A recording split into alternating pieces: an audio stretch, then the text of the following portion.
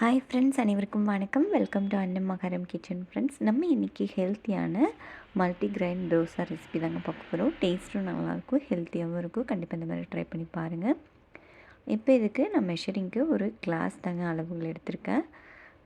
இப்போ இதுக்கு நம்ம மெஷரிங் அளந்து எடுத்துக்கலாம். நான் எல்லாத்தையும் ஒரு இதில் அளந்து எடுத்து வச்சுட்டேன். 3/4 கிளாஸ் அளவுக்கு சோளம், 1/2 கிளாஸ் அளவுக்கு பச்சை பயிறு, 1/2 டம்ளர் அளவுக்கு சுண்டல், கருப்பு சுண்டல் தாங்க எடுத்திருக்கேன்.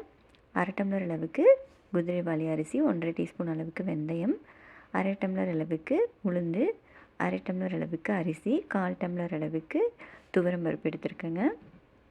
இப்போ இது எல்லாத்தையும் நம்ம ஊற வச்சிடலாம். 8 மணி நேரம் நல்லா ஊற வச்சு எடுத்துக்கோங்க. இப்போ பாருங்கள், நம்மளுக்கு நல்லா ஊறி வந்துருச்சு. உங்களுக்கு பார்க்கும்போதே தெரியும். இப்போ இதை ஒரு 2 தடவை கழிஞ்சிட்டு அதுக்கப்புறம் நம்ம மிக்ஸி ஜாருக்கு மாற்றிக்கலாம்.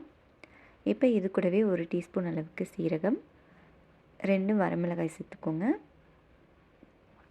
இது கூடவே 1/2 டீஸ்பூன் அளவுக்கு மிளகு சேர்த்துக்கலாம். இது ஆப்ஷனல் தாங்க, வேணும்னா சேர்த்துக்கோங்க, இல்லைன்னா ஸ்கிப் பண்ணிக்கோங்க.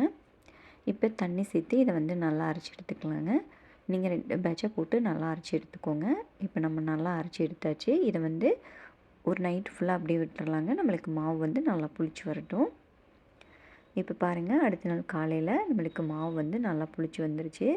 நல்லா பொங்கி வந்த மாதிரி இருக்குது பாருங்கள். இப்போ இது கூட நம்ம உப்பு சேர்த்து நல்லா கலந்து விட்டுக்கலாம். உங்களுக்கு தோசை பதத்துக்கு நல்லா கலந்து விட்டுக்கோங்க தண்ணி ஊற்றி. இப்போ கல் நல்லா சூடாயிடுச்சுங்க. நம்ம தோசை ஊற்றிடலாம். இது இரும்பு தவாலேயே நல்லா வரும். இப்போ எண்ணெய் தேவையான அளவு சேர்த்துக்கலாங்க. டேஸ்ட்டு நல்லாயிருக்கும், ஹெல்த்தியாகவும் இருக்கும்.